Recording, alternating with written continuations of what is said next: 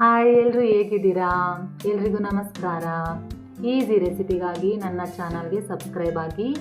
ನಾನಿವತ್ತು ಮಾಡ್ತಾಯಿದ್ದೀನಿ ತಂಬಿಟ್ಟು. ಶಿವರಾತ್ರಿ ಹಬ್ಬದ ಸ್ಪೆಷಲ್ಲಾಗಿ ಅಕ್ಕಿ ಹಿಟ್ಟಿನಿಂದ ನಾನು ತಂಬಿಟ್ಟನ್ನ ಮಾಡ್ತಾಯಿದ್ದೀನಿ. ಇವತ್ತು ಯಾವ ರೀತಿ ಮಾಡ್ತಾಯಿದ್ದೀನಿ ಅಂತ ನಿಮಗೆಲ್ಲ ತೋರಿಸ್ತೀನಿ, ಬನ್ನಿ. ತಂಬಿಟ್ಟು ಮಾಡೋದಕ್ಕೆ ಬೆಲ್ಲದ ಪಾಕ ಮಾಡ್ಕೊಳ್ಳೋಣ. ನಾನಿಲ್ಲಿ ಒಂದು ಪಾತ್ರೆಗೆ 1 ಗ್ಲಾಸ್ ನೀರಿಗೆ 1 ಗ್ಲಾಸ್ ಬೆಲ್ಲನ ಹಾಕಿ ಬೆಲ್ಲದ ಪಾಕ ಮಾಡೋದಕ್ಕೆ ಇಟ್ಟಿದ್ದೀನಿ. ಈಗ ನಾನು ಈ ಕಪ್ಪಲ್ಲಿ 2 ಕಪ್ ಆಗುವಷ್ಟು ಅಕ್ಕಿ ಹಿಟ್ಟನ್ನ ತೊಗೊತೀನಿ.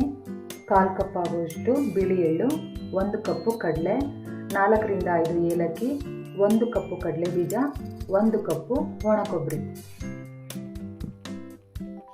ನಾನು 2 ಕಪ್ ಆಗುವಷ್ಟು ಅಕ್ಕಿ ಹಿಟ್ಟನ್ನು ತಗೊಂಡಿದ್ದೀನಿ.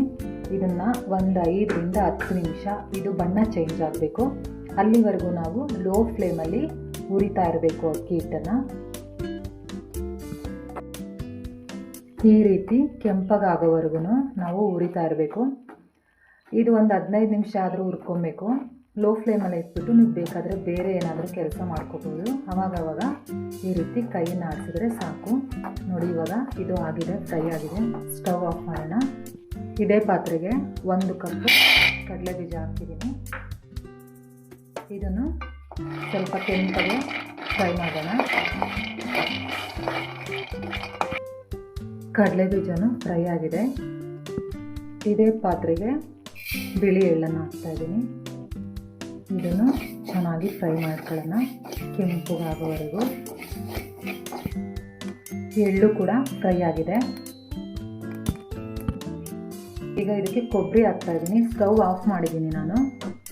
ಇದು ಬಿಸಿ ಇರುತ್ತಲ್ಲ ಪಾತ್ರೆ, ಇದಕ್ಕೆ ಸ್ವಲ್ಪ ಬಿಸಿ ಆಗಲಿ ಅಂತ. ಹುರಿಯೋ ಅವಶ್ಯಕತೆ ಏನಿರಲ್ಲ. ಈಗ ನಾನಿಲ್ಲಿ ಒಂದು ಸ್ವಲ್ಪ ದೊಡ್ಡ ಬಾಣಲಿ ತೊಗೊಂಡಿದ್ದೀನಿ.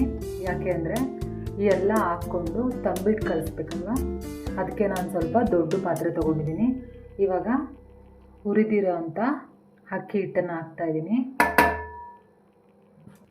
ಈ ಎಳ್ಳನ್ನು ಹಾಕ್ತಾಯಿದ್ದೀನಿ.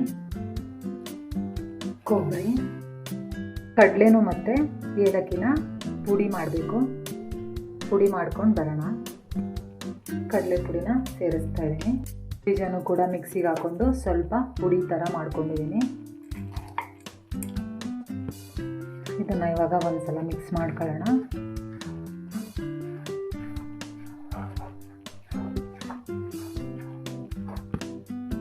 ಬೆಲ್ಲದ ಪಾಕ ನೋಡಿ, ನಾನು ತುಂಬ ಗಟ್ಟಿ ಪಾಕ ಮಾಡ್ಕೊಂಡಿಲ್ಲ.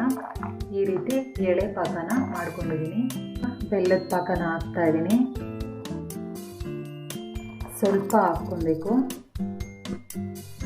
ಪಾಕ ಬಿಸಿ ಇರೋದ್ರಿಂದ ಕೈಯಲ್ಲಿ ಮಿಕ್ಸ್ ಮಾಡಬೇಡಿ. ಈ ರೀತಿ ಒಂದು ಸೌಟಿನಿಂದ ಮಿಕ್ಸ್ ಮಾಡಿ. ಇನ್ನೂ ಒಂದು ಸ್ವಲ್ಪ ಪಾಕ ಹಾಕ್ತಾ ಇದ್ದೀನಿ. ಈಗ ನಾವು ಕೈಯಿಂದ ಮಿಕ್ಸ್ ಮಾಡ್ಬೋದು, ಅಷ್ಟೇನು ಸುಡಲ್ಲ. ಕೈಯಲ್ಲಿ ಒಂದ್ಸಲ ಚೆನ್ನಾಗಿ ಮಿಕ್ಸ್ ಮಾಡೋಣ. ನೀವು ಇನ್ನೂ ಬೇಕಾದರೆ ಇದಕ್ಕೆ ಜಾಸ್ತಿ ಕ್ವಾಂಟಿಟಿ ಮಾಡ್ಕೋಬೋದು. ಕಡಲೆ ಬೀಜನ ಜಾಸ್ತಿ ಹಾಕ್ಕೋಬೋದು, ಎಳ್ಳು ಕೂಡ ಜಾಸ್ತಿ ಹಾಕ್ಕೋಬೋದು, ಕೊಬ್ಬರಿನೂ ಜಾಸ್ತಿ ಹಾಕ್ಕೋಬೋದು. ಇವಾಗ ಇದು ಚೆನ್ನಾಗಿ ಮಿಕ್ಸ್ ಆಗಿದೆ. ಇವಾಗ ಉಂಡೆ ಮಾಡೋಣ. ನಿಮಗೆ ಯಾವ ಸೈಜಿಗೆ ಬೇಕೋ ಆ ಸೈಜಿಗೆ ಉಂಡೆನ ಆರಾಮಾಗಿ ಕಟ್ಕೋಬೋದು. ನೋಡಿ ಎಷ್ಟು ಚೆನ್ನಾಗಿ ಬರ್ತಿದೆ ಅಲ್ವಾ ಉಂಡೆ. ಶಿವರಾತ್ರಿ ಹಬ್ಬಕ್ಕೆ ನೀವು ಕೂಡ ಮಾಡ್ಕೊಳ್ಳಿ.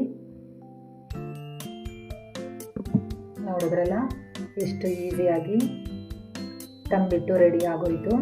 ನಾನು ತೋರಿಸಿರೋ ಕ್ವಾಂಟಿಟಿಯಲ್ಲಿ ಮಾಡಿದ್ರೆ 15 ತಂಬಿಟ್ಟಾಗಿದೆ. ನನಗೆ 2 ಕಪ್ಪು ಅಕ್ಕಿ ಹಿಟ್ಟು ತೊಗೊಂಡಿದ್ನಲ್ವ, ಇದರಲ್ಲಿ ನನಗೆ 15 ತಂಬಿಟ್ಟುಗಳಾಗಿದ್ದಾವೆ.